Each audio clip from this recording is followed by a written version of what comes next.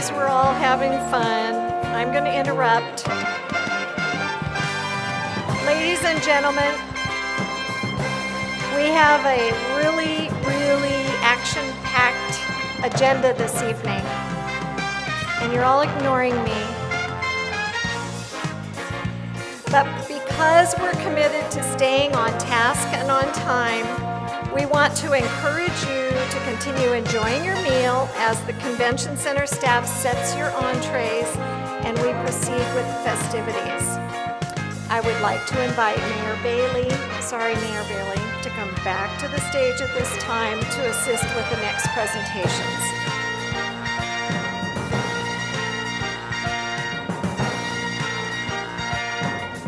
No rest for the wicked here. Thank you. Last year, we added a very special award to our event. The most inspirational athlete of the year honor was presented to Josh Nava last year. This year, it's being presented to an individual who has overcome a challenge in their life and used the experience to inspire others to persevere in the face of adversity. The honoree for 2017 is our very own Riverside Police Department officer, Tachias. Please direct your attention to the screen and let's get to know Officer Tachias.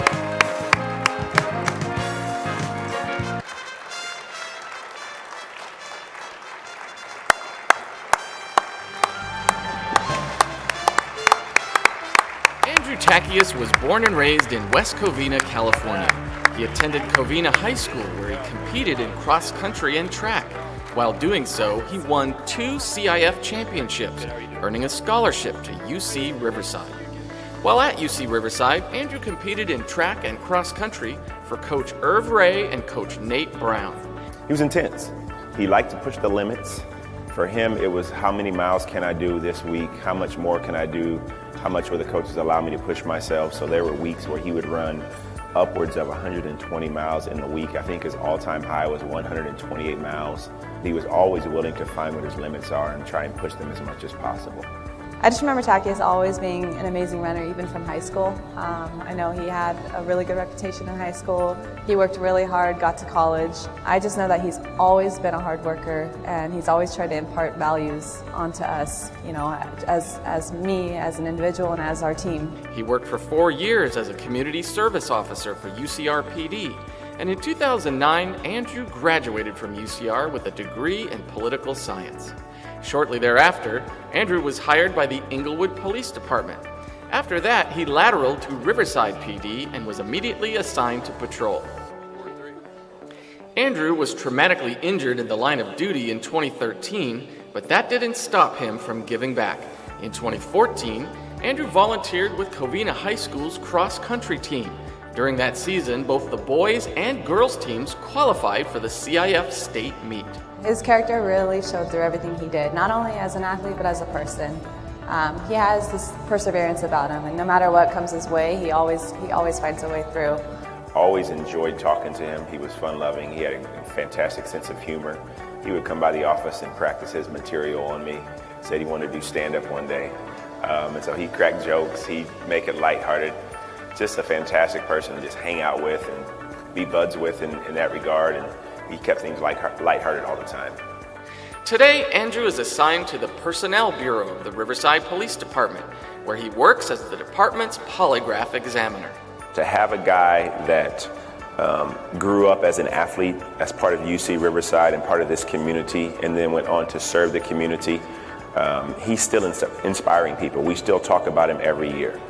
We participate in the Hometown Heroes Run in his honor every year, and so it reminds our kids that life is fragile at times, and that what they learn as a student athlete, what they learn while they're in school, will have a big impact on what they do with their professional and personal life in the future. So now please join me in congratulating Riverside Police Department officer and the recipient of the Most Inspirational Athlete of the Year Award, Officer Andrew Tachias. Andrew Tachias was born and raised in West Covina, California. He attended Covina High School where he competed in cross country and track. While doing so, he won 2 CIF championships, earning a scholarship to UC Riverside. While at UC Riverside,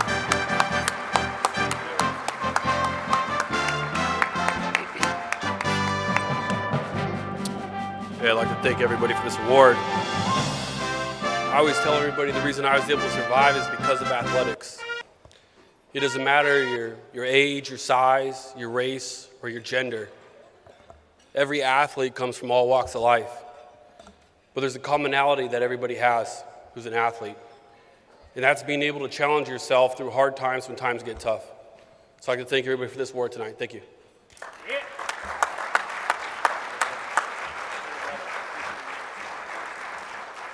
Congratulations, Andrew. You inspire us. You could tell by the standing ovation you received. You have such courage and commitment to life, and we appreciate you. Thank you so much for allowing us to honor you this evening. So many believe in our mission and recognize how important it is for us to inspire our youth. Again this year, because of the contributions of our members, along with very generous support from sponsors Brian and Vicki Hawley, Riverside Medical Clinic, Pacific Premier Bank, Walker Evans Racing, Provident Bank, Riverside East Rotary, Glenn W. Anderson, and many of you, it is possible for us to provide $1,000 scholarships to each of 5 recipients this year. I would like to ask Jerry Hurley, are you up here? Vice President Derek Johnson, Scholarship Chair, and Mayor Bailey to join us in presenting this year's scholarships. As I call each of the scholarship recipients, please come forward and join us on stage. This is where the drum roll comes in, right? Our first recipient is Ramona High School senior Alexia Angulo. And while she's coming up here, I'm going to tell you a little bit about her. Alexia plays softball, cross country, and track. She plans to attend the University of California, Riverside. Alexia will major in environmental science. She maintains a 4.18 grade point average, has excelled in school AVID program, and is ranked 28th in a class of 478. In her 4 years at Ramona High School, Alexia was about as involved in our school as anyone that I have seen in my 31 years in education. With all of her experiences, she has grown in areas of leadership, communication, and team building. Those are the words of John Tibbles, Assistant Principal of Athletics. Congratulations, Alexia.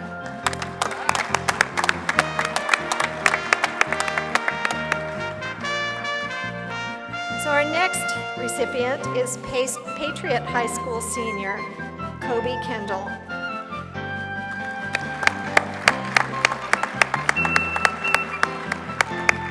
Kobe plays runs cross country, plays soccer and swims, and plans to attend UC San Diego or San Jose State.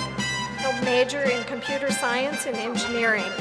One of his long-term goals in life is to utilize his degree to serve his community. He will use new technology to help bring people together for the common good. These are the words of Patriot High School Assistant Principal Paul Andrew Reed. Kobe is best characterized by his perseverance, determination, and grit. His leadership roles in sports and academics speaks to his ability to motivate, encourage, and lead others. Congratulations, Kobe.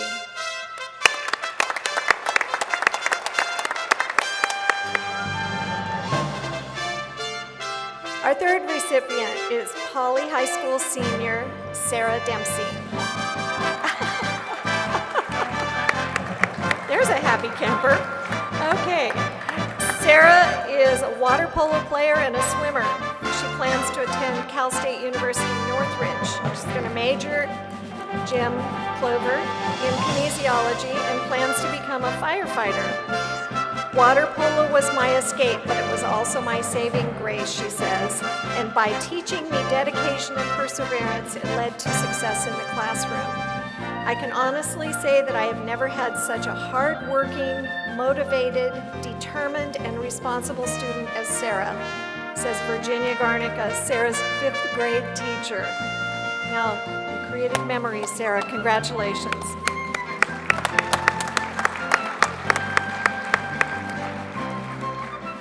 Our next honoree, or scholarship recipient, is Woodcrest Christian's Alex Wright.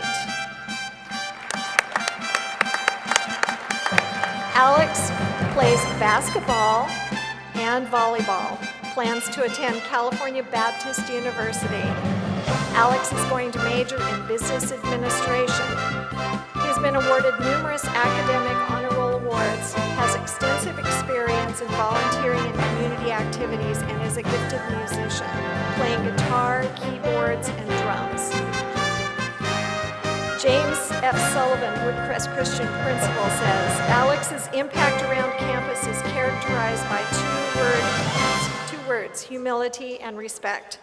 Faculty and staff remark on his willingness to serve others without hesitation. Congratulations, Alex.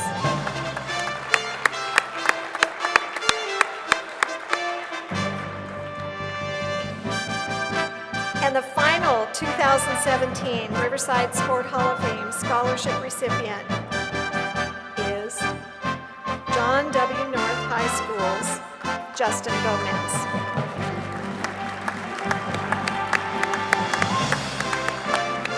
Justin plays water polo and is a swimmer and plans to attend UCR. He's going to major in sociology before going into a career in the Navy as a rescue swimmer.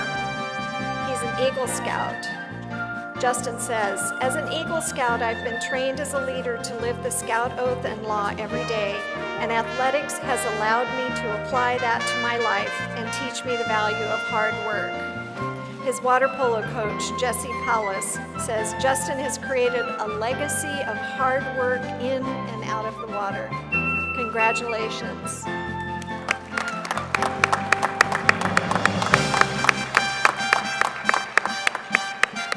Now please join me in a round of applause for all this year's Riverside Sport Hall of Fame scholarship recipients, and to our generous sponsors and the members of the inductee circle. Thank you for making these scholarships possible.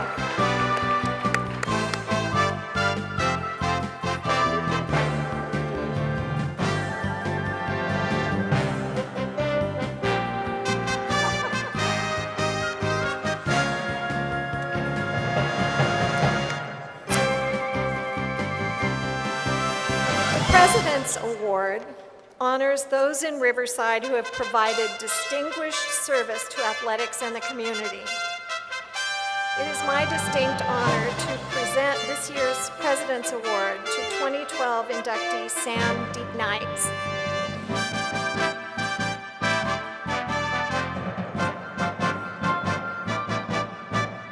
Okay, there we go. Unfortunately, Sam has taken ill today, and his son Ryan is going to accept on his behalf.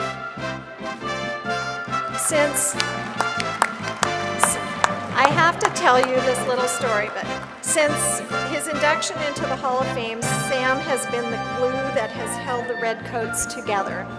Sam truly embodies the spirit of service to community. He has taken it upon himself to help arrange special appearances and volunteer roles for past inductees and members of the Hall of Fame organization. Sam is apparently tireless. We're sorry he's not here with us tonight, but we appreciate all that he does. And let's present the award.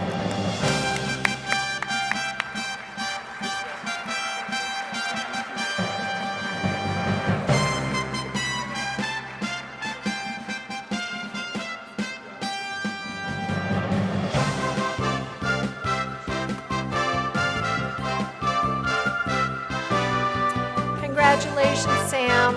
I hope you're watching the live streaming tonight. The Chuck Kane Leadership Award is given to an individual who, through their continuing leadership in Riverside community has inspired athletic achievement. The Riverside Sport Hall of Fame is pleased to present the 2017 Chuck Kane Leadership Award to Dr. Ronald O. Leveridge.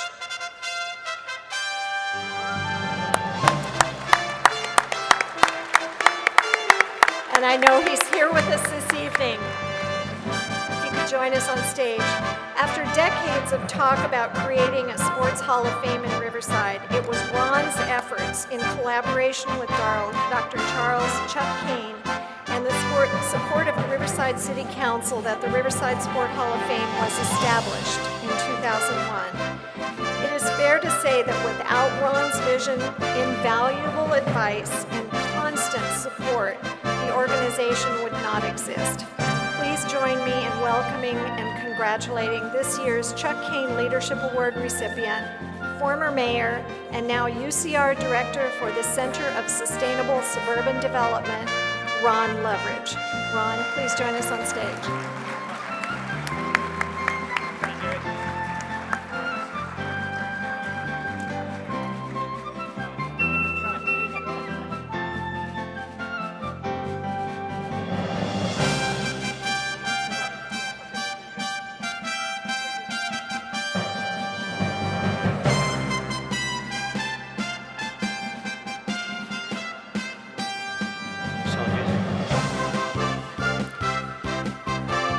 I want to say thank you to the Riverside Sports Hall of Fame, but with just three ideas. First is, if you ask the question of what distinguishes a community, if you think about Riverside, athletic excellence is one of the distinguishing features of our community. Take a look at the program tonight and look at the membership of the classes from 2003 to 2017. But as Rusty will tell you, governance is not a solitary act. And the question was, so we had excellence, how do we recognize it? I heard Chuck Kane talk about a program in Long Beach and said, that makes sense. Chuck, can that translate back to Riverside? Chuck was willing to take up the cause, and I particularly want to thank him. The third is just as I got into this question of honoring athletes, it became very clear it is more than simply their own individual achievement.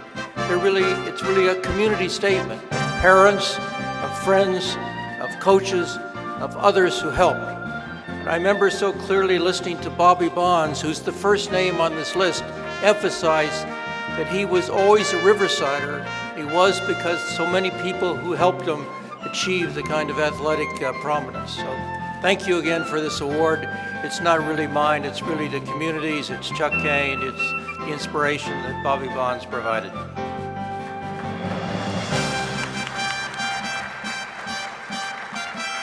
Thank you, Ron. And we really appreciate that Ron just continues to support us every year with the membership.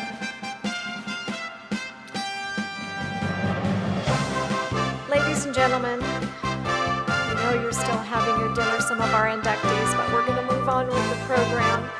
It's now time to introduce the 2017 Class of Riverside Sport Hall of Fame inductees.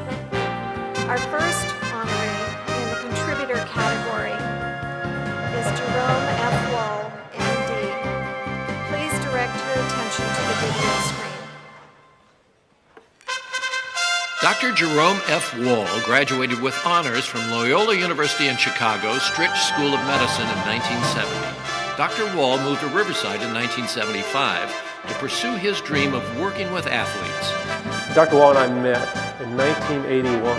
I was in Clearwater, Florida, and I went to a meeting in Texas, met Art Webb. Art Webb brought me to Riverside, and Dr. Wall was the orthopedic surgeon for the physical therapy group.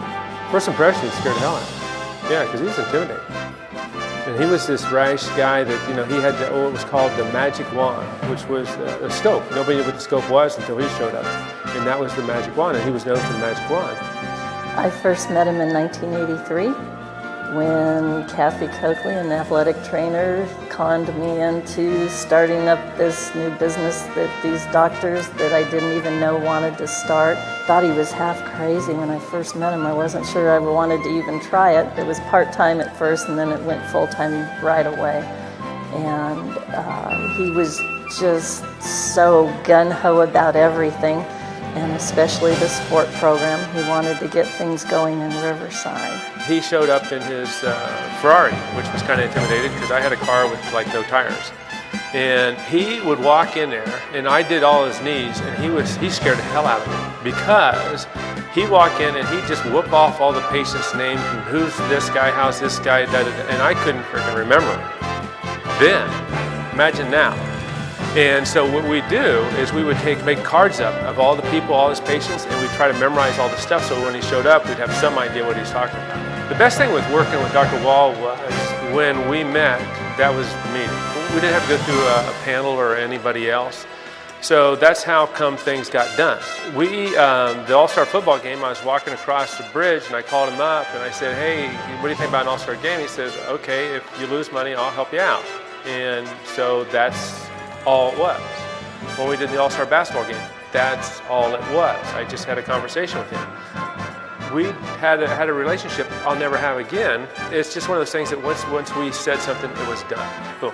He threw himself into everything, he did. And he was extremely passionate about getting the sport program going in Riverside and trying to provide the athletes that were in this area with good, high quality medical care and to get them back, because a lot of times these kids weren't rehabbed properly and they didn't get to go back to the sports that they enjoyed. And so he wanted to provide that for them.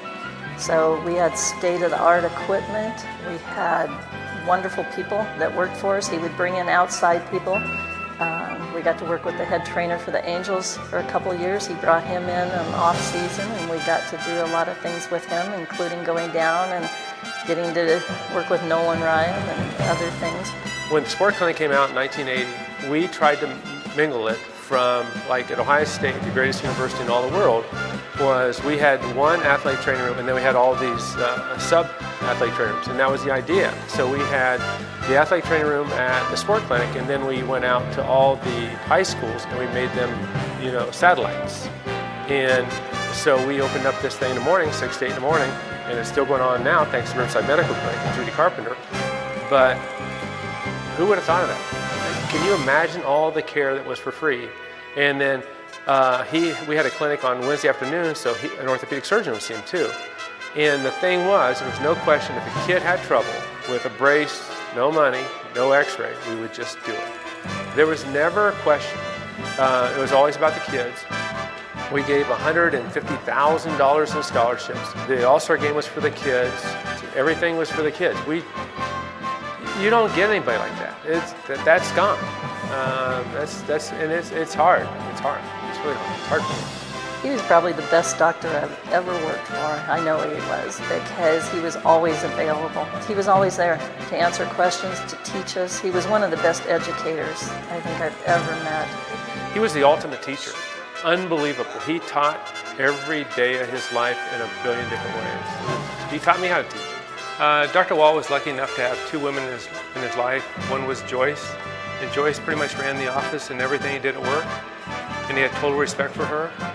But I mean, like, you get back to there was probably nothing more important to him than his family. He loved them to death. They did family things all the time. It was unbelievable. If they had any 4th of July, any holiday, Christmas, Easter, it was a big deal. Family was number one for him. And then finally, the most important person in his life now and forever was Diane. Diane was his best friend forever, and also the love of his life. Dr. Jerome F. Wall was one of the visionary leaders responsible for the formation of the Riverside Sports Hall of Fame. He is remembered fondly for his intelligence, civic philanthropy, and legendary career as an orthopedic surgeon. Ladies and gentlemen, we are so pleased to welcome and congratulate Mrs. Jerome F. Wall, Diane.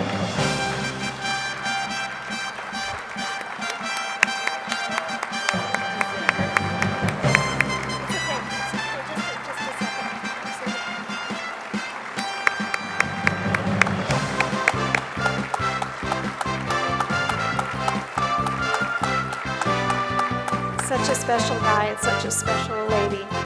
Congratulations. Jim Clover will now present you with a beautiful sculpture created by local artist Jenny Pietro.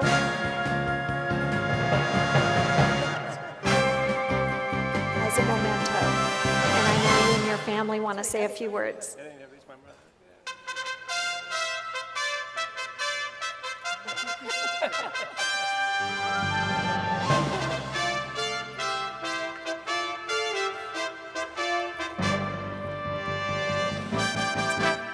On behalf of my family, we are honored and humbled with this recognition of my dad. I was so good until I saw the end of that video. In 1975, Jerome arrived in Riverside with a dream to make a better place and a better life for his family. He made it for my mom and his 2 young children. He wanted to make a difference in medicine and especially the community.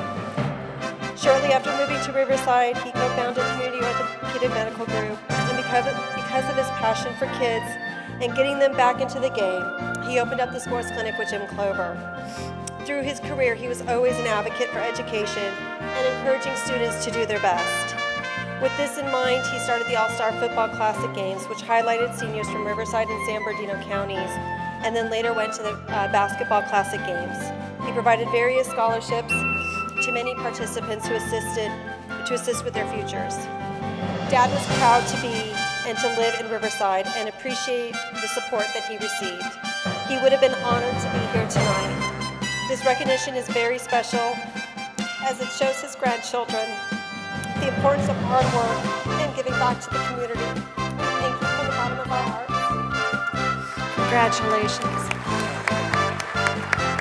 Well, my dad would probably give me 2 words of advice. Keep it simple and don't screw up.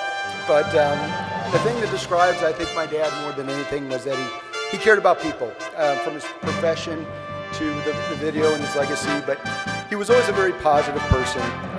He always wanted to make things better. And even in adversity, he always made the best of things. And he had a medical condition, which he had kind of a bad day. And one day I just wrote him a little email, and he wrote me back, and I keep this in my bag every day. And I thought it would be best to hear the words from the man himself, but he said, always do the right thing and enjoy every day like it's your last and have the right people around you. With that formula, you can't lose. An occasional prayer also helps. And I would like to wish all the kids that won their award tonight, you had made my dad very proud. And I think the one last thing my dad would have said is that he wanted to make the world a better place when he left, and I think he did that. So to all you future athletes, take the torch and go strong. Bye. Thank you very much.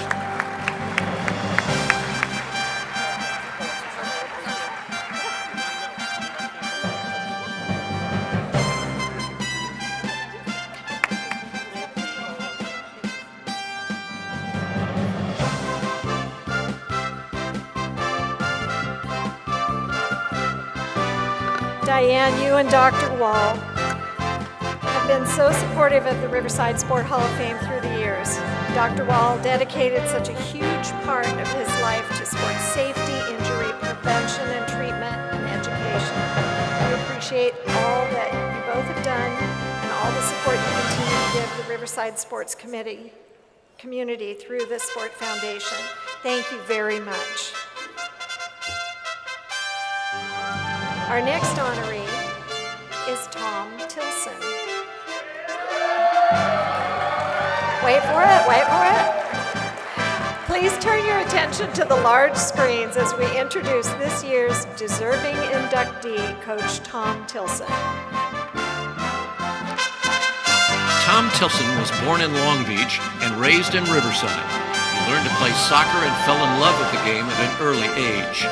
Well, I've known Coach Tilson for many years, and it started back when I was a freshman at Pauley High School. Actually, I think I went to some soccer games to watch the Pauley Bears play as a young man growing up in Riverside and going to Alcott and Gage, and then knowing I was going to Pauley. And I was a soccer player all my life, and so there was the legend of Coach Tilson, who started the Pauley program and took it to incredible heights. I would go and watch the Pauley Bears play and look forward to playing for Coach Tilson someday. And so freshman year, I made the team and progressed up to varsity my junior year. Got to know Coach Tilson as my coach. Definitely was impacted by him as a player. There was never a crowd like at Poli-Sci. So that was the first thing is this huge chaotic crowd, and he was just an island of calm in this storm of chaos. And he just gave me a quick handshake.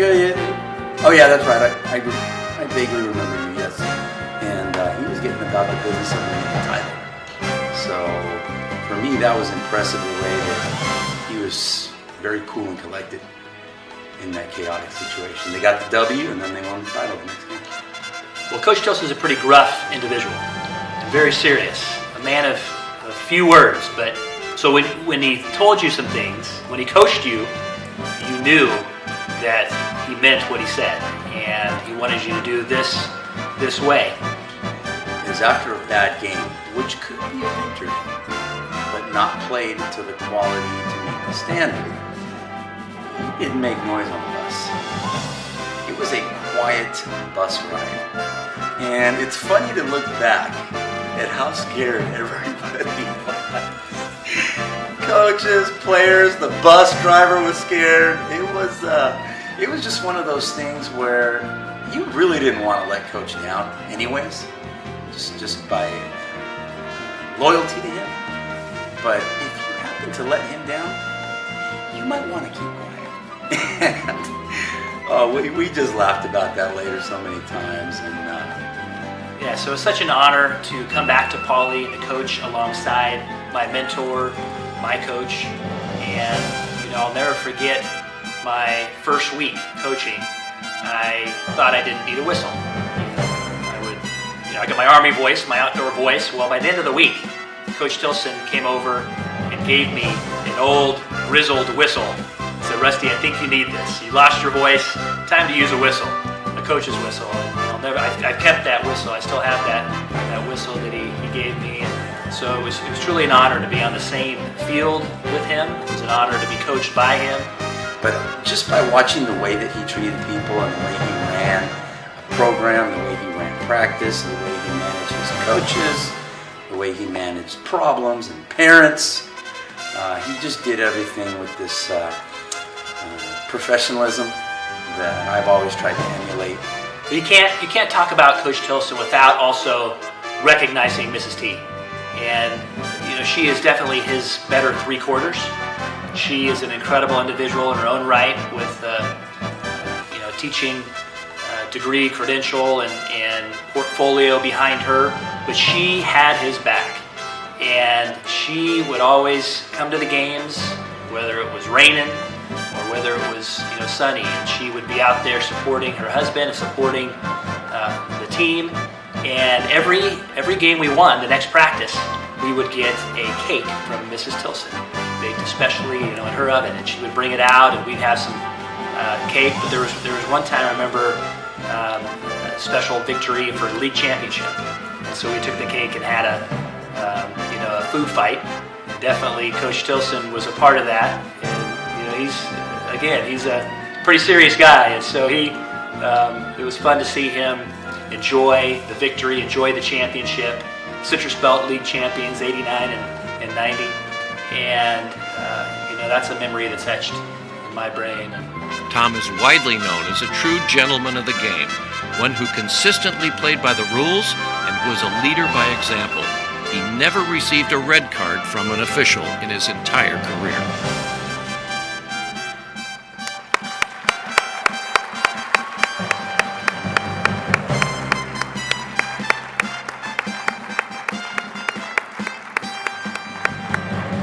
Tom, Vice President Hurley and your Ambassador Mayor Bailey will now present you with a traditional red jacket indicative of your induction into the Riverside Sport Hall of Fame, along with the exquisite sculpture.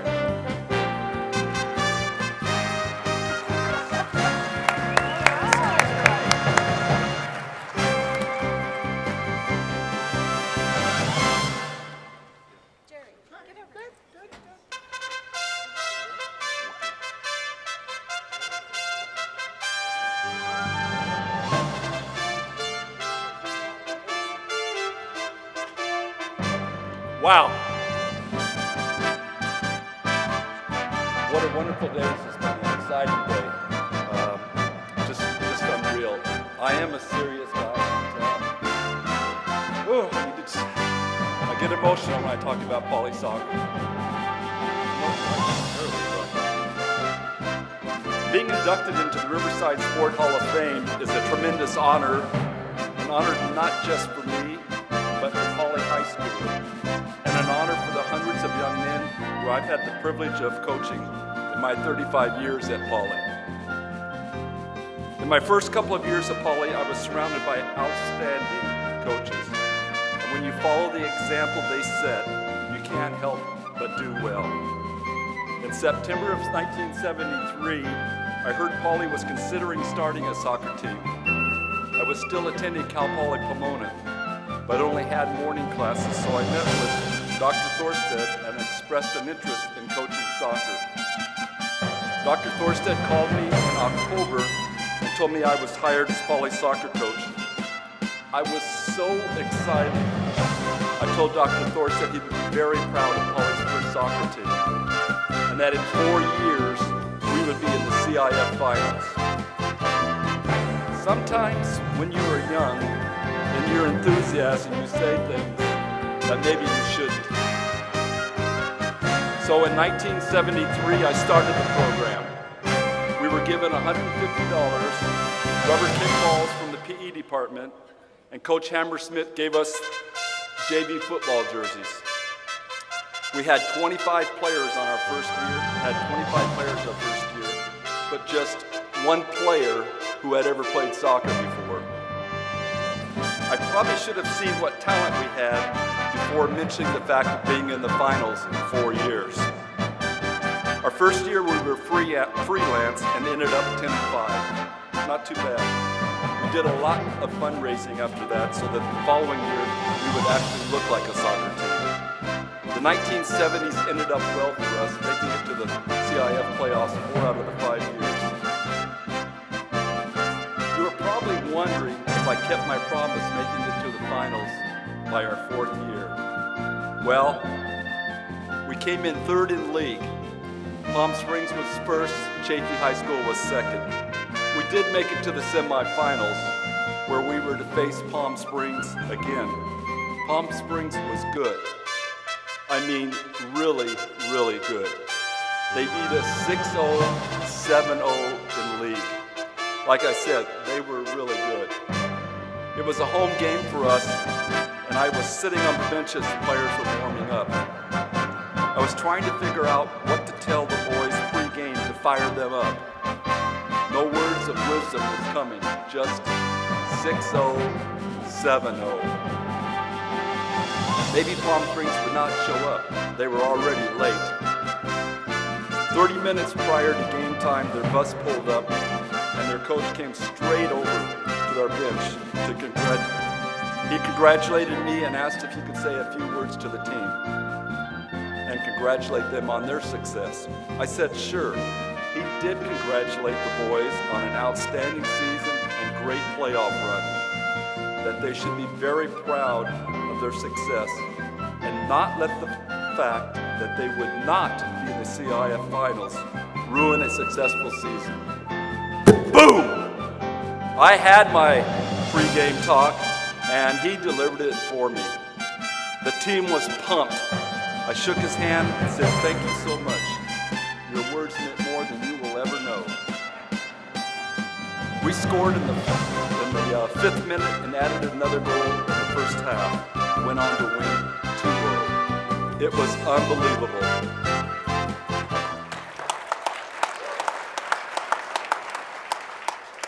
Dr. Thorstead was no longer principal, but sent a telegram to the team and congratulated them and told me to keep dreaming big.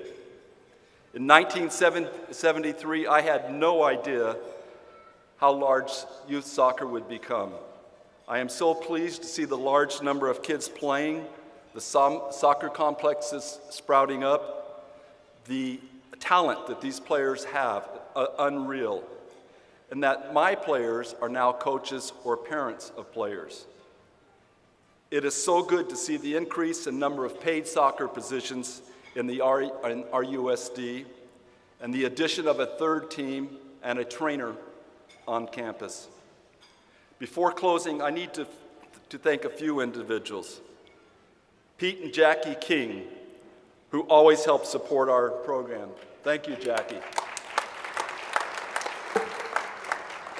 Bob Ritzow, my athletic director, who bled green and orange, and Bob made my life so much easier. Thank you, Coach. Coach Alex Figueroa, who was our JV, junior varsity coach, and who I knew would take my position and continue the program and improve the program. Thank you, Coach. Manuel Rodriguez, who started helping me in the 90s and was instrumental in recruiting our soccer players from Poly's newcomer program. Coach Fig, Manuel, I thank both of you for your countless hours of discussion and decision-making to make our soccer program grow and improve each year. And finally, anyone who has been around the Poly soccer program for a period of time, know that when you talk about Poly soccer, it's not just Coach and the program, it's Coach and Mrs. T and the players. I owe so much of my success, my longevity, and my good fortune to this lady, my beautiful, wonderful wife, Karen Tilson, better known as by the players as Mrs. T.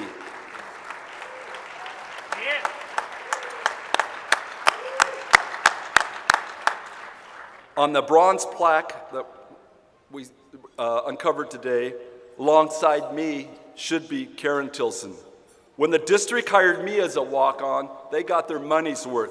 They hired 2 Tilsons. Karen taped ankles, videoed the games, stopped nosebleeds, washed the team uniforms, sewed team jerseys, ran the snack bar at the tournaments and during the summer, and organized the banquet, and so much more. She was the unpaid assistant coach for 35 years and a second mom to all of our players. When you talk about Poly soccer, it was Coach and Mrs. T. So from both of us, thank you so much for this honor. Thank you.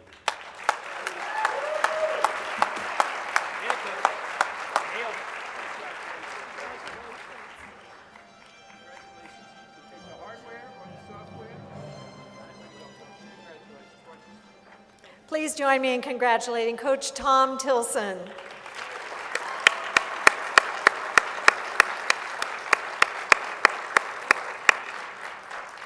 It's a distinct pleasure and honor to welcome our next inductee, who came all the way from Florida back to Riverside to be with us this evening. We are pleased to honor 4-time Olympian and twice bronze medalist, Chaunte Howard-Lowe. Ladies and gentlemen, I know she has a big following here today. Ladies and gentlemen, please direct your attention to the screens. Chaunte Howard-Lowe holds over 11 United States national championship titles and has represented the United States of America in 4 Olympic competitions, making her the only Riverside native to do so. Yeah, you can see the athleticism right away. Matter of fact, she called me, she was very proud. I used to run track at North, and so when she made the track team at North, she wanted me to come see her run. And she did the high jump on the side, but it wasn't really her main event. She was really a good 400-meter runner. And I was thoroughly impressed with how well she ran the 400 meters. She didn't like the 400 meters because it made her tired. And she loved the high jump. She had no form, no technique. She kind of hurdled the high jump, won the high jump. Well, I think initially she came there to run. She didn't even come to North with the intent of being a jumper. And so I think the jumping actually kind of grew on her. I think at first she didn't have a problem running. Chaunte never was still. She was always run. And you can see she has a gorgeous long leg stride. And yeah, you can see it right away. From the time she could walk, you could see athleticism in her. I don't know, I think Coach just had a gift of, he could look at a kid and say, you know, that kid should hurdle, or that kid needs to jump, or that kid is a sprinter. Even if you didn't necessarily think that's what you were going to do, he had a great way of leading you in that direction. And then once you started to have that success, you run with it. He was great about that. Coach Leathers intimidated Chaunte at first, but he pushed her. He saw something in her and he pushed her, and he had that knack. I don't think a lot of people liked how hard Coach Leathers cracked the whip, but he was perfect for Chaunte. Now, by the time I seen her in the Olympics, she had developed some form, style, and she looked really, really good going over the high jump. But when I saw her in the Olympics, I was like, oh my. When the Olympic trials came around, I was nervous, but I knew that we had practiced and planned, and it was a moment that I had been waiting for since I was 4. I shook off all my fear at the door, and I just went and executed what I had been practicing. And I was able to make the Olympic team, and I didn't even barely make it. I was the 2nd place finisher. I can't say we saw that coming, but I don't think I could put into words the pride as being a family member and looking at this young lady become this awesome woman, to become this Olympian. And what struck me the most is she was still the same little girl. It never changed Chaunte. It never went to her head. She was the same silly, laughing, happy little girl. And the Olympics didn't change her at all. She continues to achieve personal bests in each of her succeeding Olympic competitions. In 2004, she recorded a 1.85 meter jump in the qualifying round. In 2008, she jumped 1.93 meters for a bronze medal. In 2012, she jumped 1.99 meters to take 6th place. In 2016, she recorded a 1.97 meter jump for a 3rd place finish, earning her another bronze medal.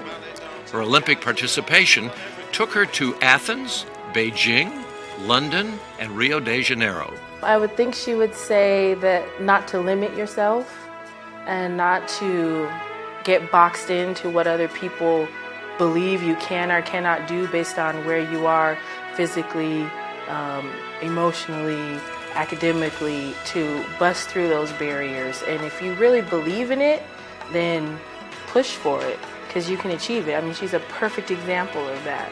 Being able to withstand this long and go this long in a track career, which beats up your body, you wear down. I know they say that women in track and field get better with age, but it's still tough. And so I think that's what she would say, is to press through. Even when it gets tough, even when you're exhausted, to stay focused on your goal and let your goal drive you to your success. From 2010 to 2012, she broke the American high jump record 3 times. Chaunte already has her sights on the 2020 Olympics, thus raising the bar even higher for her accomplishments on the world stage. Woohoo!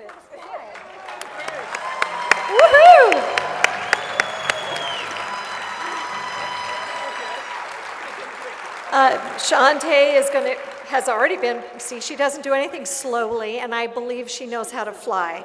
So she's got her red jacket and her sculpture, and what an amazing story. Wonderful work. Thank you.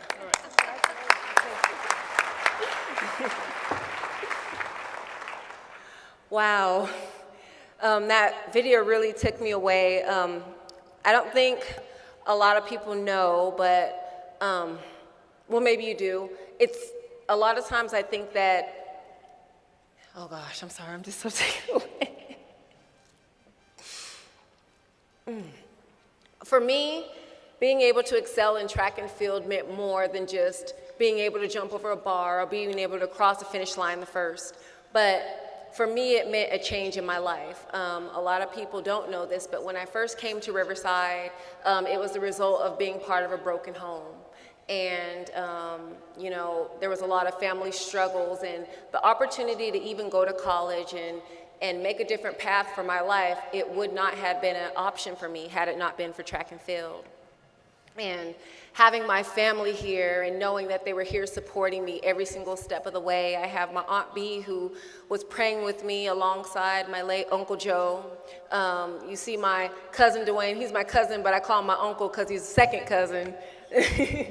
And, you know, he was there. He had those records that I was able to look at and understand that there was a legacy of track and field at JW North High School for my family. And I just see so many members of staff and, you know, medical support that was here. Whew. It's just so overwhelming because I know 100% that all of these records that I was able to break and all of these Olympic Games that I was able to go to, that foundation was found here in Riverside. And, you know, I had medical supporting staff. I will never forget the sports clinic. We left during lunch during my senior year, drove to the sports clinic, and had Jim fix us up and put us back together. And you know, then we'd go back to school and we'd go back to class and get ready to go to the state championship games. And you know, I just remember going with Coach Stalder, and he would come to the meets with us, and, you know, we'd have those great conversations, and even Preston was here. He's here honoring his uncle, but I remember terrorizing him on the campus. He said I was a good kid, but I know I was a little bit of a handful in high school. And, you know, and I have my family here, just being able to have the opportunity to have my children, my son, who's 3, MJ, my daughter Aurora, who's 6, and my daughter Jasmine, just being able to see their mother and know that, you know, they could have this support, this place that mommy comes from. There is a room full of people that all work together as a village to come and support me and help me achieve my dreams. And because you guys were the foundation of where I built my life on, I know that I now have a legacy to pass on to my children. And now they know the expectation is you will go to college. You will not be part of a broken home. You have a village that will raise you. And I just want to thank you from the bottom of my heart. And even in the midst of all of this, my husband, he's sitting there and he's rocking our son right now, but he has been my rock. He's been there to support me all the way from college till now. He's been the one who's weaned our children when I had to go to the Olympics and their food supply was no longer there. He stayed up all night with them. I remember him walking down hotel rooms when we traveled to Europe to compete just so that I could sleep, and he's walking in the lobby rocking babies. And, you know, going on 12 years being married, he kind of helped and helped me grow up and had to deal with a lot of mouth. But it's an honor to be up here. I'm so glad to have had the opportunity to come home. I wouldn't have missed it for the world. And I know I'm forgetting a lot of people because I didn't write anything. But each and every one of you that have taken a part and helped me achieve this dream, just know that I share this with you, and I know 100% that there's no way that I could have done any of this without your love and support. So thank you.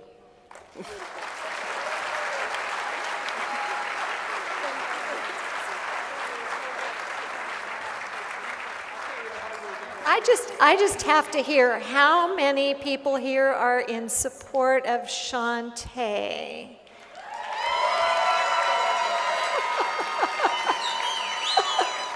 What a fan club. We're really proud of her.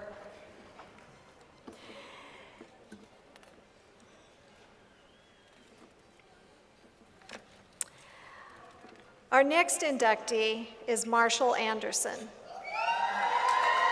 See? Marshall has a fan club too. Your attention to the screens, please.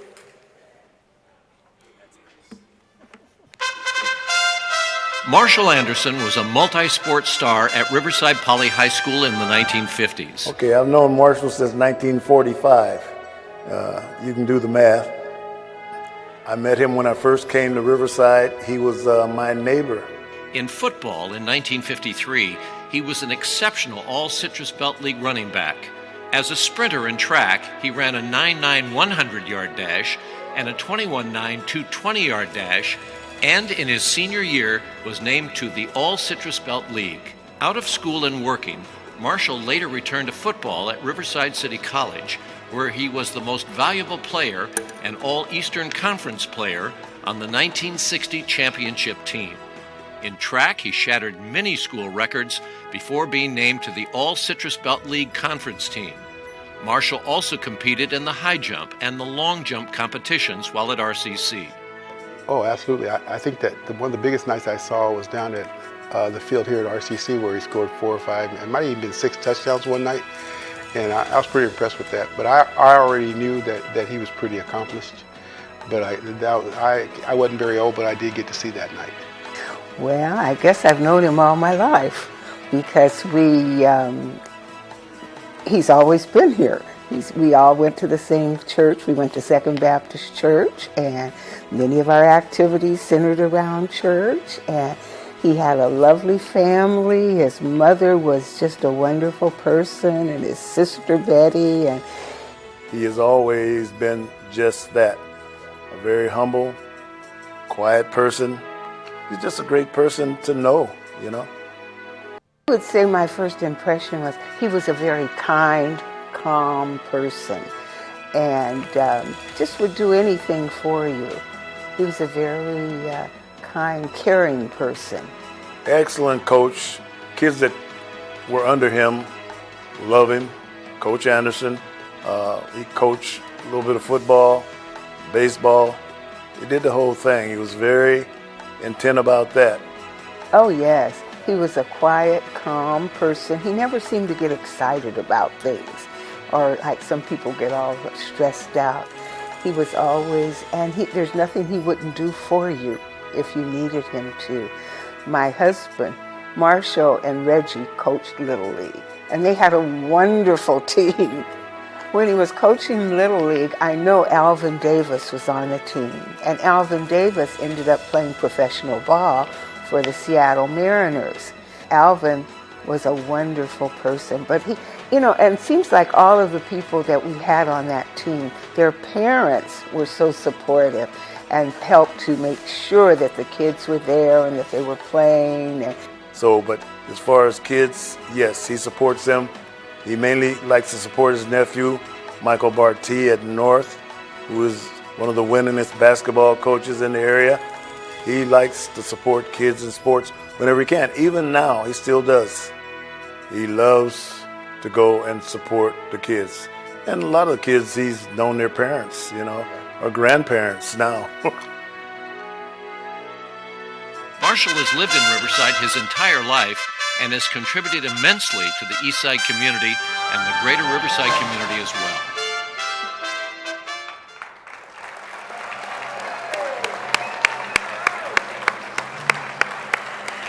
Congratulations, Marshall. Woo-hoo. We're going to trade your jacket out for one of these special red ones right now. Look at that. All right.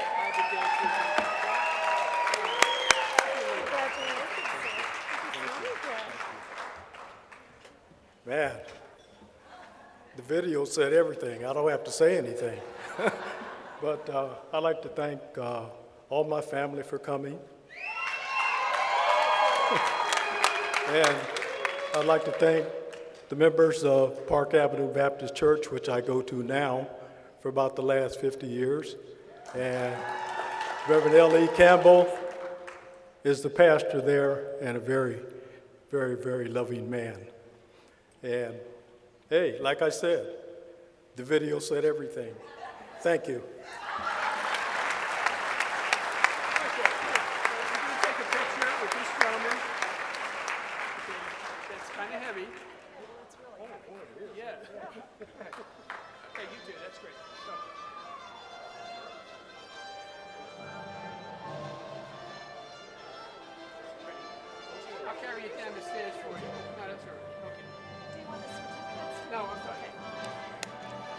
Congratulations again, Marshall.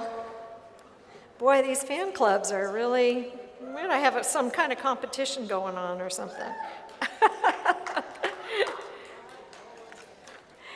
Ladies and gentlemen, please join me in learning more about our next inductee. There they go already in the post-1970s category, Armando Muniz.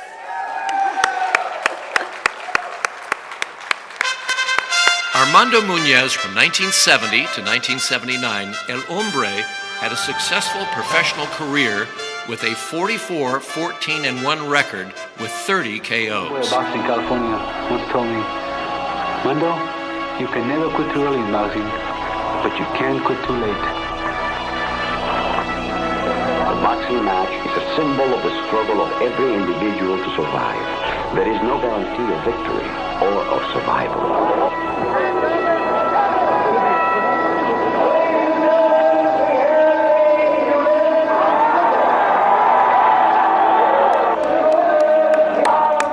Well, I've known Armando for about 20, 25 years. My first impressions of Armando was that of a quiet, competitive individual that had a strong character and a strong belief system. I met Armando about 10 years ago. The ironic thing is, that's where he started teaching and ended his career. I met Armando at that time, got to know him through the years. And the way I met Armando was through the Howard-Lowe High School wrestling team. And I'd go down to watch him. And I'd see Armando being there working with the kids. I'm telling you, Armando was tireless in working those kids. He worked them hard, you know. Armando was El Hombre, the man. He was the man. And I put that in parentheses, in quotes. He was the man because the kids loved him. Armando Muniz represented the United States as a welterweight boxer in the 1968 Olympic Games. He fought for world titles on 4 occasions against the toughest fighters in his weight class, losing closely each time.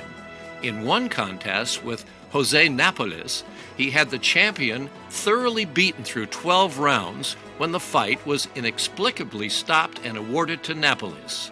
Armando became known as the uncrowned champion by the boxing press and fans alike who knew that he had won that fight. His 1977 fight with Carlos Palomino was the first championship fight between 2 competitors with college degrees. Boxing enthusiasts worldwide love him because he gave everything that he had in the ring when the bell rang. You have to be in shape because there's nowhere to hide in the ring. And if you don't prepare yourself for the fight, you're going to be embarrassed.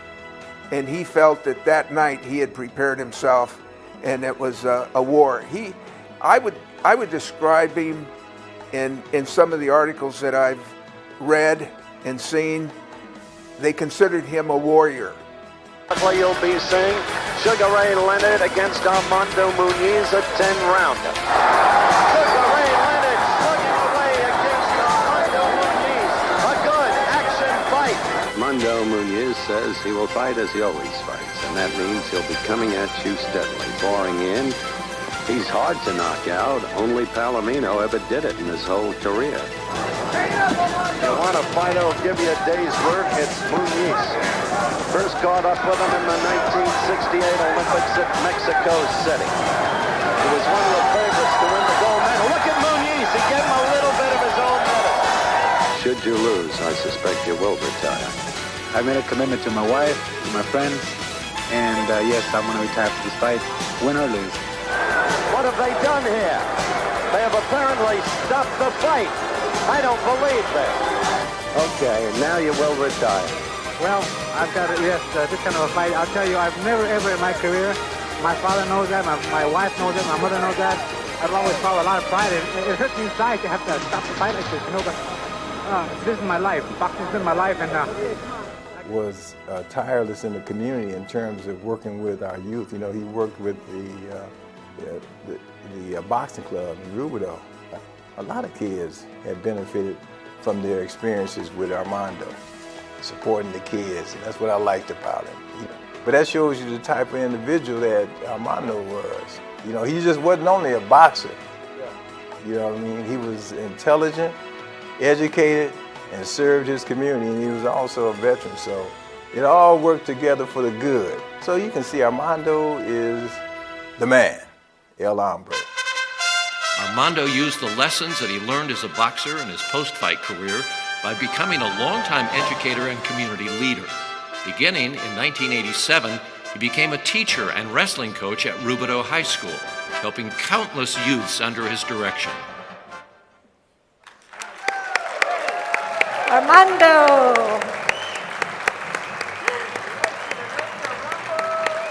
We are so pleased to have Jerry and your ambassador, Rich Ramirez, present you with the traditional red jacket and the beautiful sculpture, and most especially to be inducting you into the Riverside Sport Hall of Fame.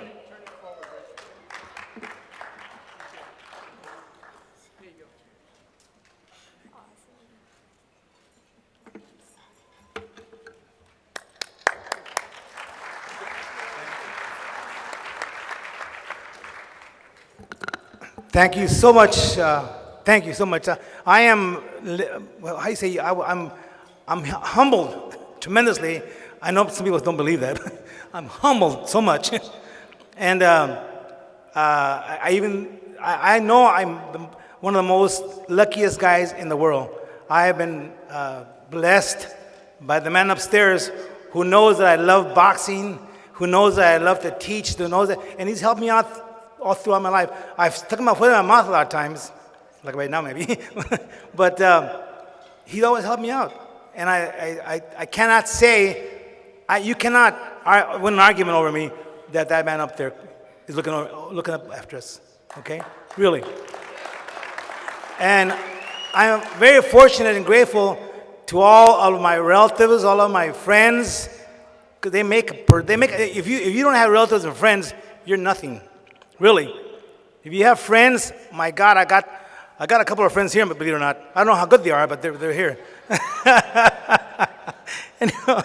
But they're good friends. They're here. They took out time out of their day, and it's incredible, and I'm so glad because it shows something. It makes me feel greater, you know. And then I even thought, do I deserve this? You know. Anyway, so I'm grateful because I had a good family. I really did. Now, I don't know how you look at it, but my mom and dad from Mexico, they brought us here early when I was a kid, 5, 6 years old, in El Paso, Texas. I had 6 brothers and sisters, mostly brothers. And anyway, so we come to the LA area, and my dad's a heavy hard worker, and he showed me what hard work was. I always asked my mom, well, where's Dad? He's working. He doesn't get back till about 6, 7 o'clock. He'd leave in the 4 in the morning to go. He was a heavy equipment operator, you know. And my dad would always tell me, mijo, when you're in school, you learn. You're here for a reason. I don't go out there and break my back just for you guys to have fun. Go ahead and have some fun, but study, learn. The main thing is to learn, and that way you won't be one of these guys at your school that follow you around and, hey, cholo, that kind of stuff, you know. Because they never learn, and you have to learn in life, amigo. When you're in life, you gotta learn. You don't just go out there and live. You gotta go out there and be aware of what's going on with the world. Help everybody out, you know. Help yourself out, first of all, of course. So, and then one of the biggest blessings in my life, I have to go back and segregate everything, take it apart. What happened here? Well, what I didn't think I could do, I never do. I can't go back. I met this young lady who said, my kisses are like potato chips. You can't have just one. I go, whoa, I bet you I can. Well, that was 48 years ago. Jeez, made a liar out of me, you know. But that was her fault, not my fault. Well, and out of that, I had some blessings galore. I had 3 children that I'm so proud of, really. My daughter is a teacher, counselor. My son's he's a supervisor in a big company. My other son's a hard worker. And they're all good kids. What can a guy ask for these days? Because back in the old days, they had a pattern. You better do something, and the kids did it. These days, you better do something. Why didn't you do it? Because I don't want to. It's a different story these days, right? With the kids. And, in a way, thank goodness I'm not teaching anymore. Because, I saw the beginning of the end, sort of.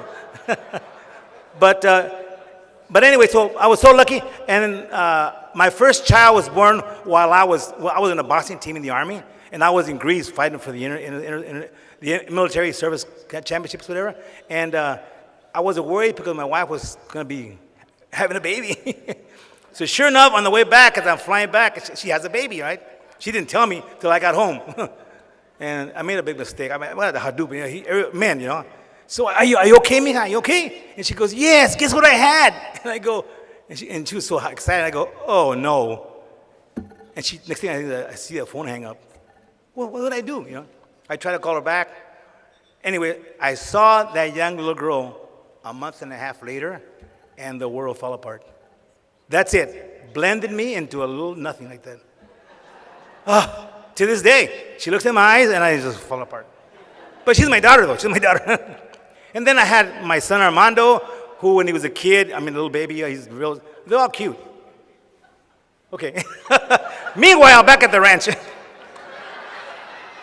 I'm so lucky, Yolanda. Thank you so much for all these years. If it wasn't for her, I wouldn't have been able to last in boxing because it was very important. And other than that, it was hard work, very hard work to be in shape for the fights. And I made a promise to her and to my mom and dad that I would not get hurt in boxing and that I would gain from it more than lose from it. And I'm so glad that I listened to my dad because hard work does pay off, okay? Thank you very much.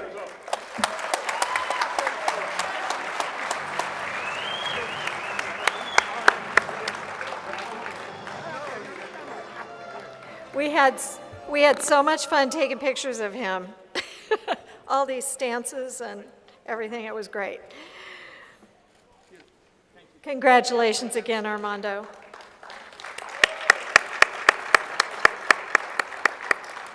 Ladies and gentlemen, it's my extreme pleasure and honor to introduce our next inductee this evening, pre-1970s athlete Verle Sorgen. Your attention to the big screens, please. Verle Sorgen was a star at Riverside Poly High School, earning 9 varsity letters in basketball, track, and baseball. Well, it was the summer of 1952, so just so happens that they had an opening for a second baseman. I'd never played second. I'd never played organized baseball. And one of the very first things that I remember about how thorough Verle was about teaching the game was that he asked me where I lived, and I told him that I lived about a mile and a half from Palm School. He said, well, I need to show you how to make the double play if you're going to play second base. So he showed me 3 different ways, off the front of the bag, off the back, and just a straddle the bag. He said, when you go home tonight, what you do is you make sure that every square on that sidewalk, you perform one of these 3 moves. By golly, I did that. It took me probably about an hour and a half to get home. From there, I was able to play second base for a couple of games. Verle Sorgen is considered one of the all-time great athletes to come out of the city of Riverside in the 100 years of athletics. Consider what he did at the high school level. He was a 3-time all-state CIF performer in 3 sports while at Poly, in baseball, and basketball, and track. He won the CIF broad jump championship 3 years in a row. And consider that Poly in those years was a 3-year high school. And he had great coaches at Poly High School. And they played over at Wheelock Gymnasium. And with Orrin Reif was his high school basketball coach. And Ben Hammerschmidt was his baseball coach in the 10th and 11th grades. And Bud Langley was the track coach. That was part of a kind of a future USC connection that was going to come about. Well, to me, he made the game not only interesting, but fun, okay? And we just had a great time. We would go over to Palm School early in the morning, and he would give us a hose, and he would give us a rake. And at that time, the playground at Palm School was nothing but granite. And we would water down the field, and we would make cutouts, because at that time, every infield in the major leagues was different. They had no major league team out here, but we saw books and newspaper articles from all of the teams from the Midwest and back east, and we would make a different infield, and one day it was Yankee Stadium, the next day it was the Polo Grounds, the next day it was Tiger Stadium in Detroit, Comiskey Park in Chicago, and of course Wrigley and all the other ones. These are the things that he really made the game interesting as far as our following the game, and he was very, very good about that. At USC, there's 4 major varsity sports. Verle lettered in 3 of those sports each year for 3 straight years. And in the history of USC athletics, only a handful of athletes have done that. He was a true student athlete also. He was named the outstanding student in the class of 1953. And while at USC, there was a definite Riverside connection, and Jess Hill was the coach. The next year, Jess Hill went on to become the football coach and then the athletic director. In come Jess Mortensen from RCC after a 14-year coaching career at RCC, Riverside Junior College at that particular time. And for 3 straight years, USC won the national championship, and Verle was a big contributor on those teams. If you name a sport, Verle officiated it. Basketball, baseball, tennis, certainly football. He quickly became known as one of the top officials on the West Coast, which led to a 21-year career as a sports official in football for the Pac-10 at Mirage Bowls and in the 1985 Rose Bowl. In fact, Rich Stalder was in the stands that day and said, "That's my Palm School coach out on the field." But it was a very proud moment that I ever got to play for a person such as Verle. And it has stuck with me all of my life that he was not only a great athlete, but a great person, actually more than a great athlete. Verle has left his indelible mark on 4 professional sports leagues, 6 NCAA sports, as Pac-10 Conference Football Officials Coordinator, and as an NCAA Football Rules Subcommittee member. Verle, please join Jerry and your ambassador, Admiral Hill, for the presentation of your jacket and sculpture welcoming you to the family of Riverside Sport Hall of Fame inductees.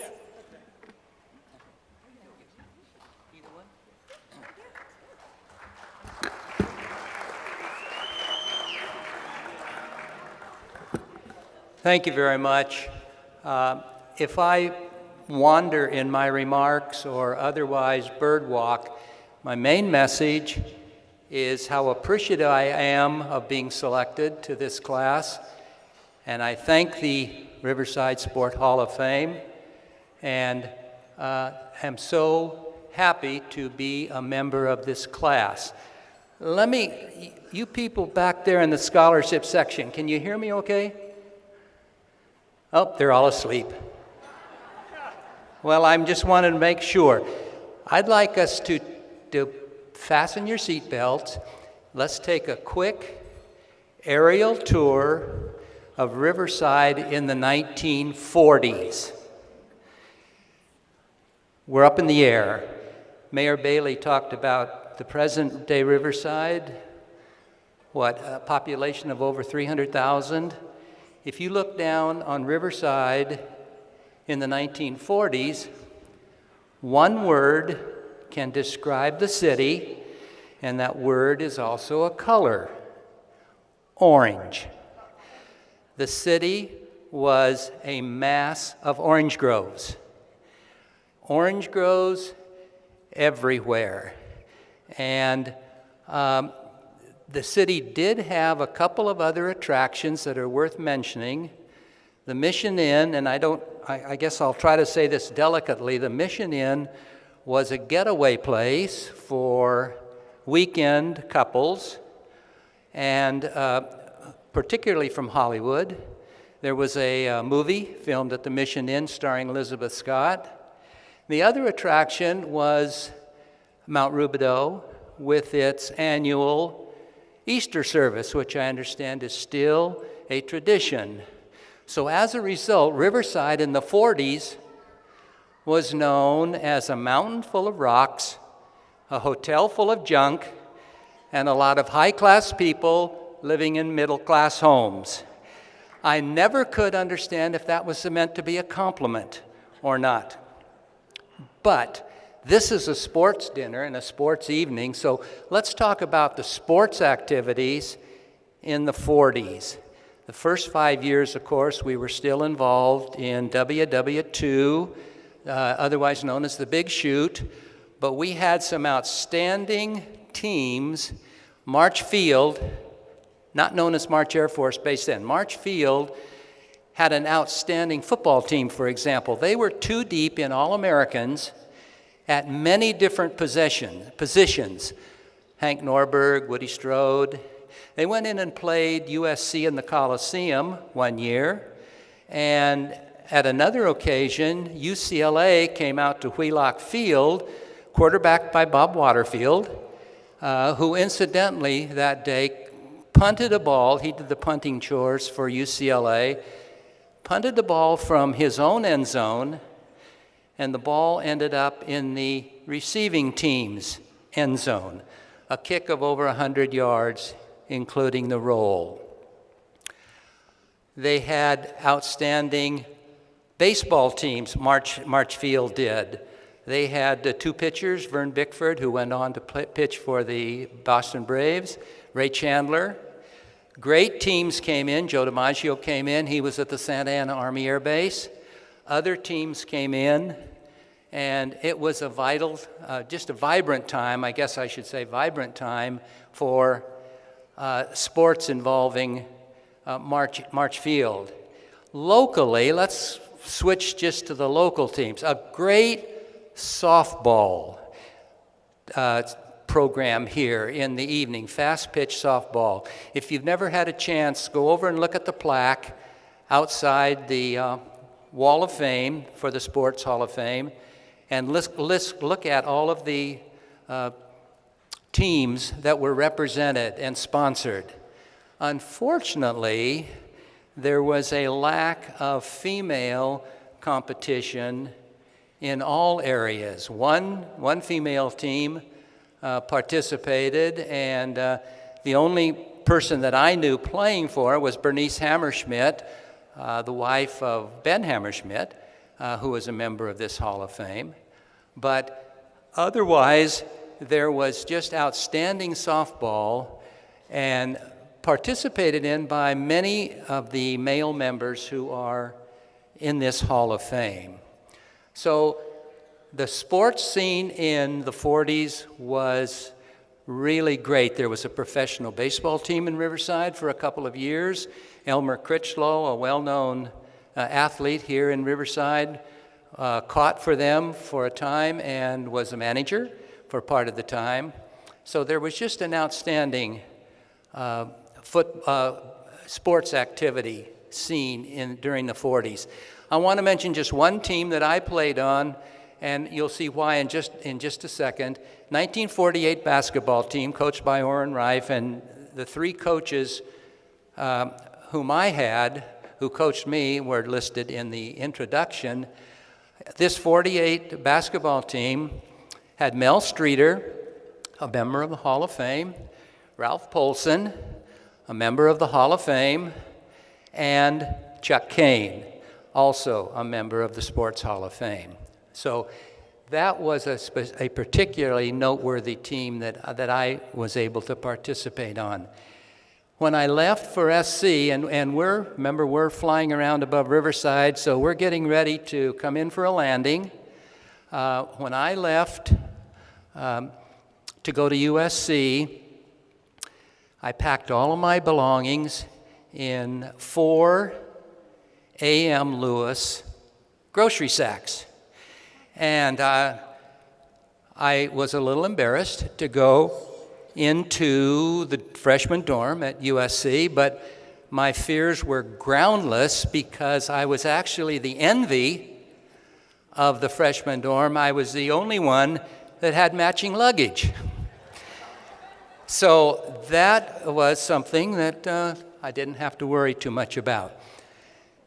It has been mentioned by almost everybody standing up here, and it's a truism that none of us gets up here, none of us succeeds in athletics without support. My coaches have already been named. Ben Hammerschmidt, and a member of this group in baseball, Bud Langley, Orrin Rife. Next, of course, are the family.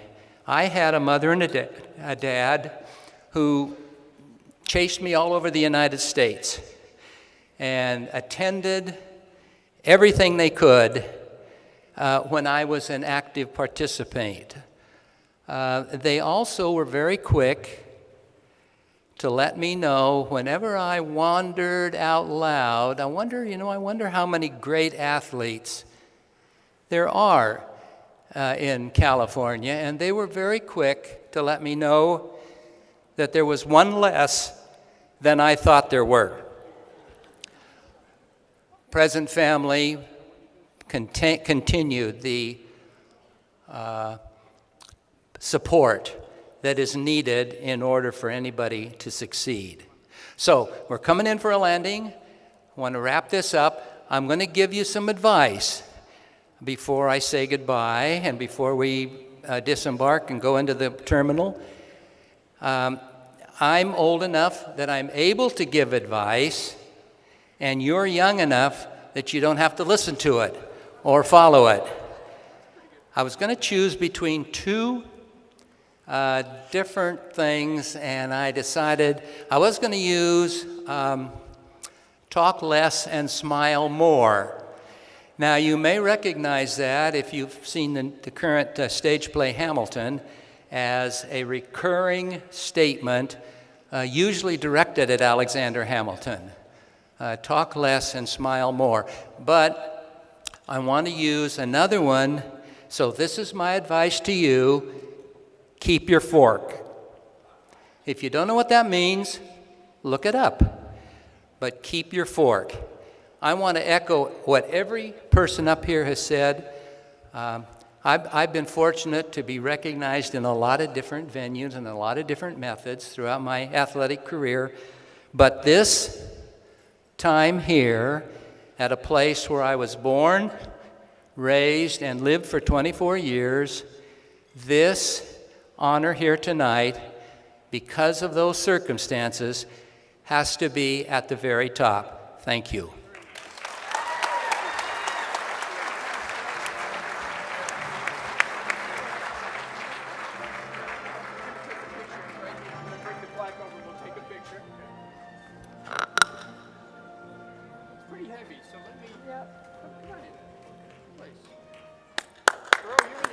Congratulations, Verle. Thank you for your words of wisdom.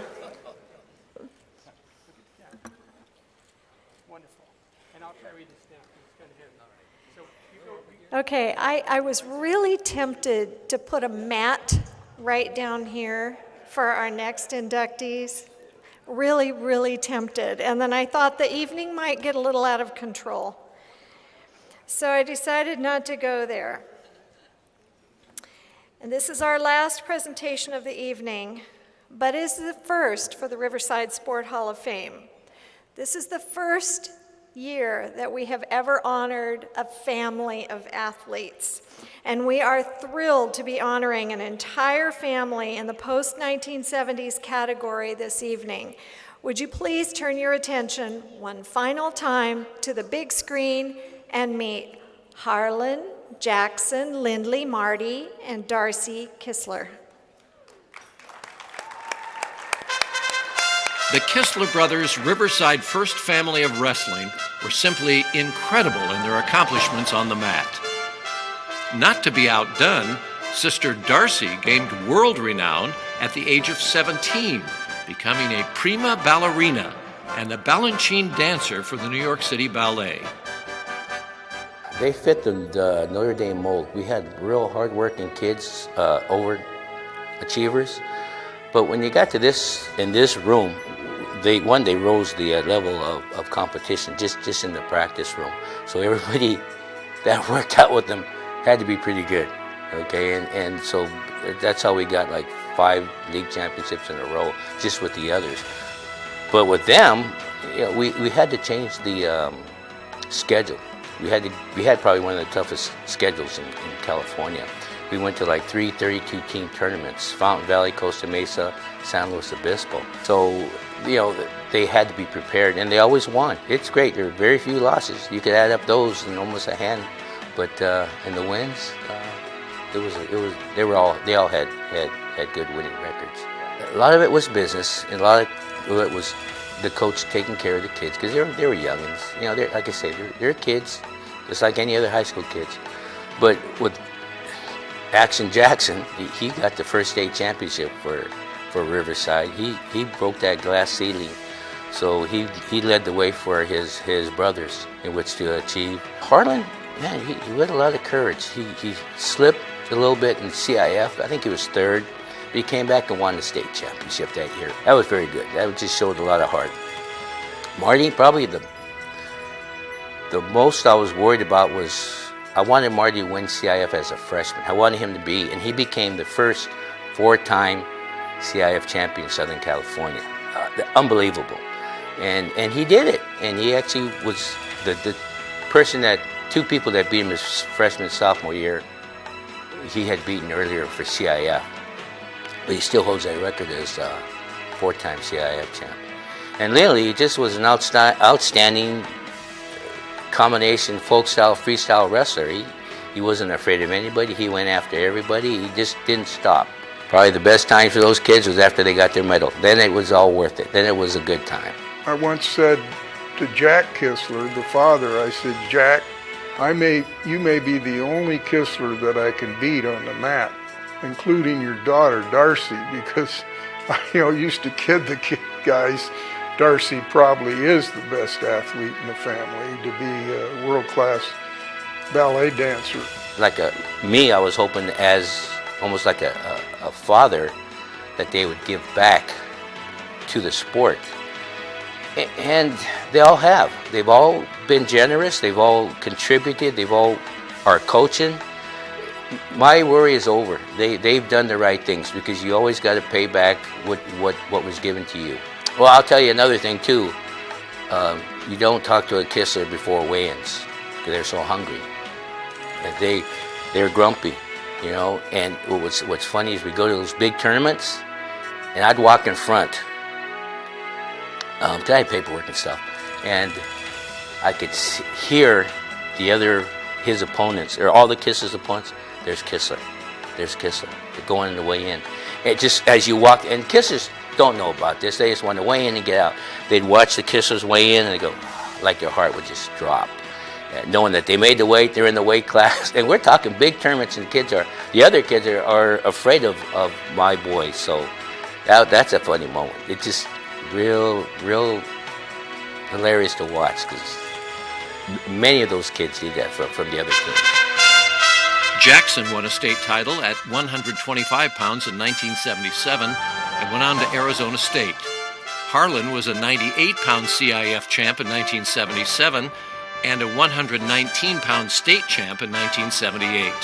He went to UCLA and then Iowa.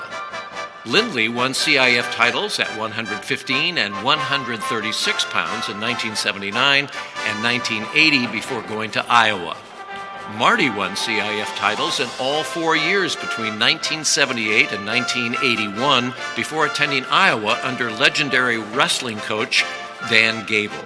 Darcy would perform for over 3 decades, achieving the highest level of notoriety in dance. Wow. Okay, we're going to need a lot of help up here, because we have 5 jackets to put on, and these guys have been known to get a little out of control. So, only Harlan? I don't believe that for a minute.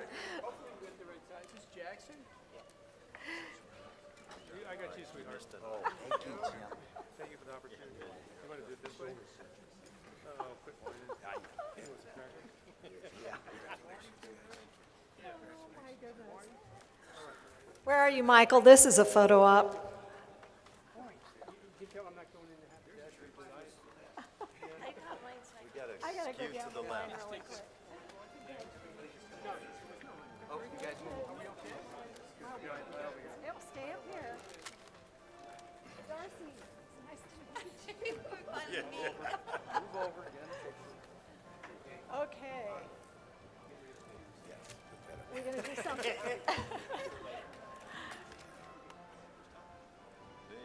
Okay, so we have one trophy for the family, and I think we're going to give that to Alicia because I don't want to be in the middle of the fight over it.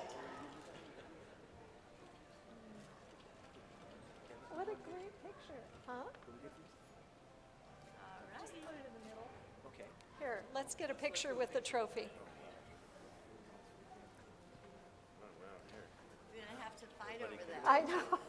No, Mom gets that for sure. Alicia, it's yours. You guys can visit it at Christmas. Okay, congratulations to all of them and welcome to the stage. So I'm curious to know who's going to speak on behalf of the family. Hugs. Yes, Harley.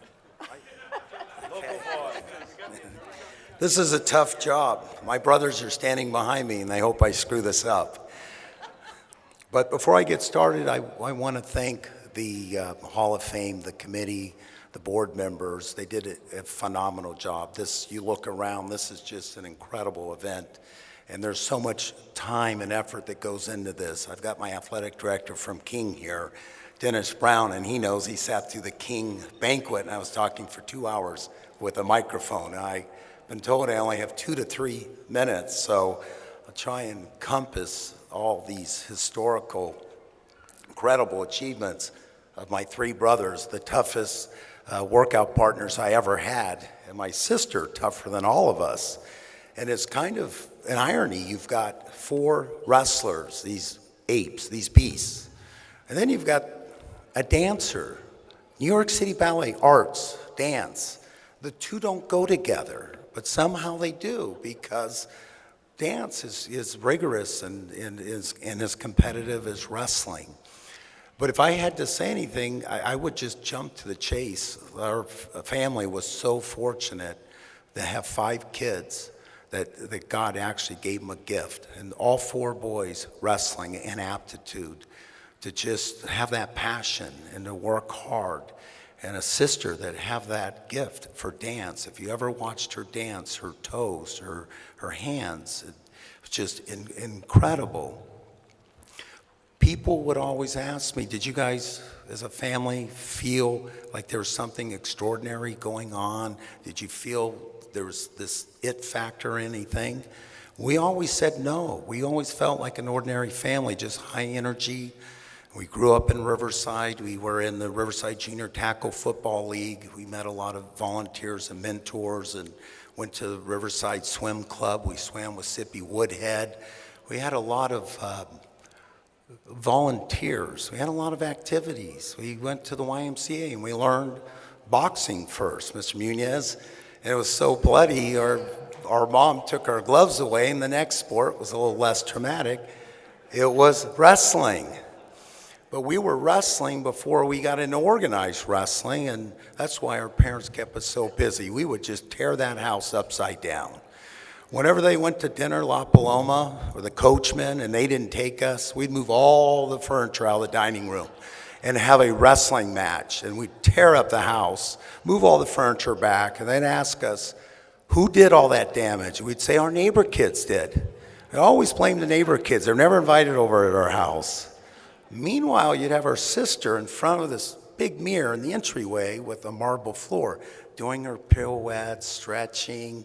We're over here wrestling on the carpet, 1970s shag carpet, bloody knees, red elbows. I'm done, I'm bleeding. And a brother would jump on you and say, rematch. And you'd go on your back and you'd start fighting, and then we'd go for another 20 minutes. And my brothers were fierce competitors. They were probably the best workout partners I ever had, with Jimmy pointing out that we lost very few matches. I mean, I could talk for 20 minutes on each one of them, but you just juxtapose 4 wrestlers, won 14 individual CIF titles, okay, 4 state titles. Amazing, incredible, and our sister transcended all of us. The last one, the youngest one, gets all the mentoring, all the value of an education, okay? We want margaritas at the Mission Inn tonight. But I was going to tell a story, so they couldn't tease me, but I think I'll hold back. They're behaving. But our sister, a lot of us, in looking back, there were two components. Our parents were very strict. They taught us the value of hard work. And we worked hard. I'll give you an example. After our wrestling practices, the walls would be sweating. That's how hard our high school practices are. And I have Dave Meyer, Frank Bockerly. They're here to fact check this. They were on our Notre Dame wrestling team.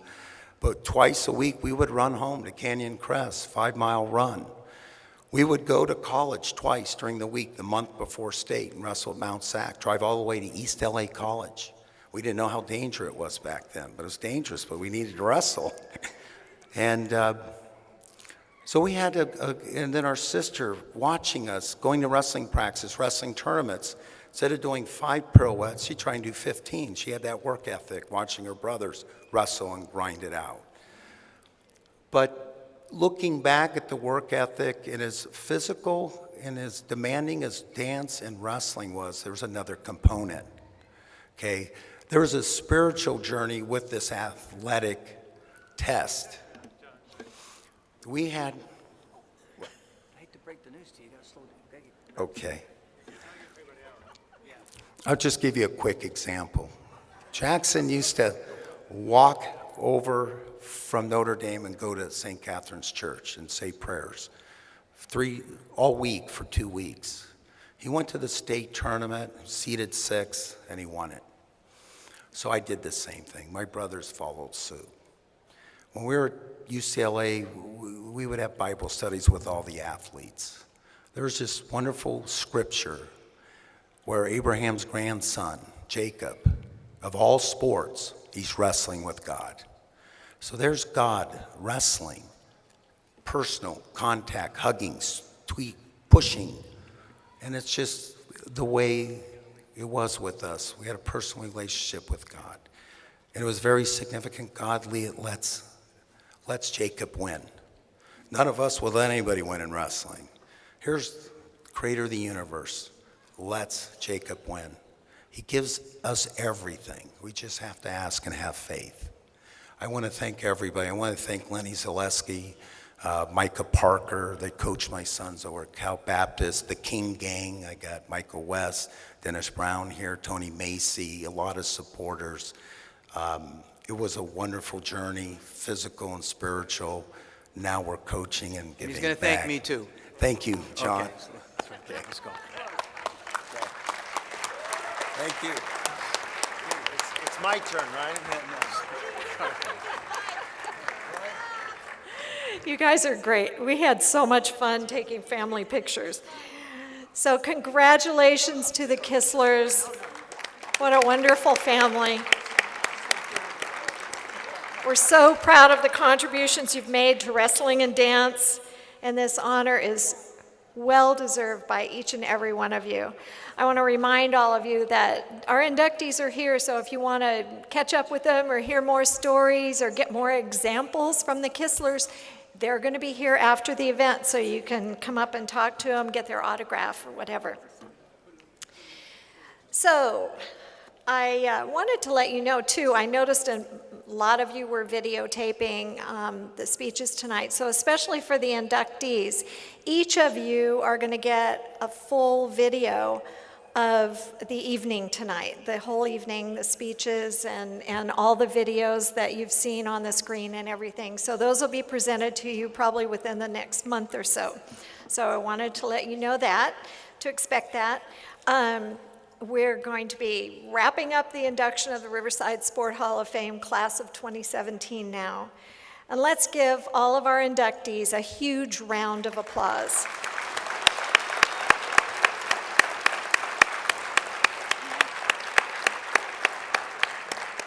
You know, it goes without saying that it truly takes a great deal of combined effort to run this all-volunteer organization.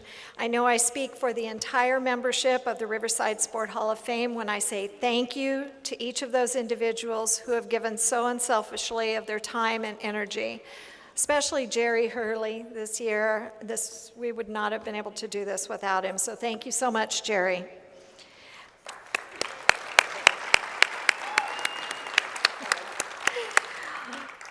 I'd like you to note the recognition in the program and be sure to thank the volunteers who have given so generously of their time to make the evening a success. It's because of their support and yours that we are able to keep this organization alive, so we can continue to honor excellence in athletics as well as provide scholarships and programs for our youth.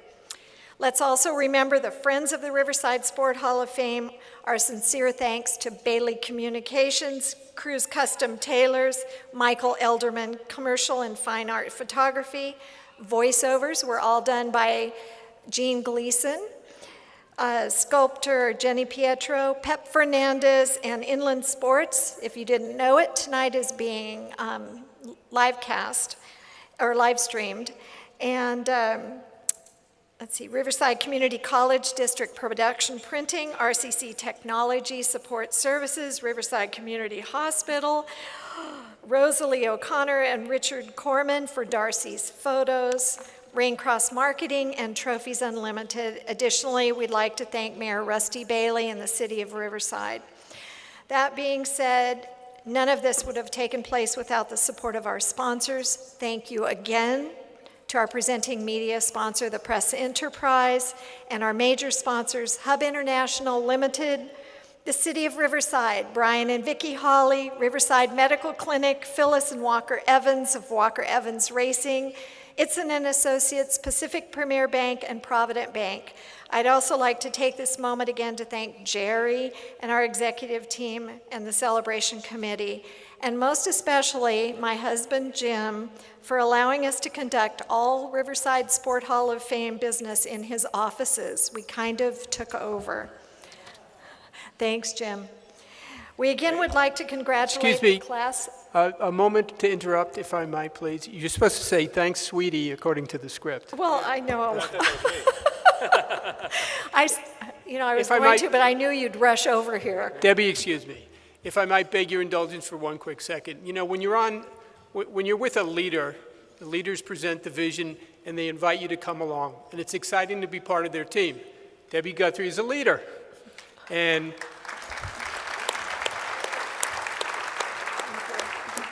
in her case, it's not a noun, it's a verb, because she's a worker too. She's been here nonstop. So on behalf of the executive board and members of the Riverside Sport Hall of Fame, please join me in a round of applause for Debbie Guthrie.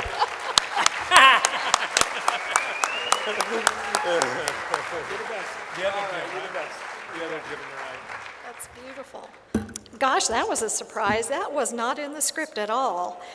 So we would again, thank you guys. It's been a pleasure.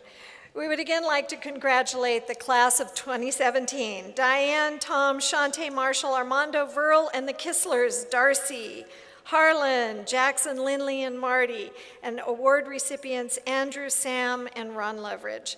To all those honored in our Parade of Champions and those who received scholarships, Alexia, Sarah, Justin, Kobe, and Alex, congratulations.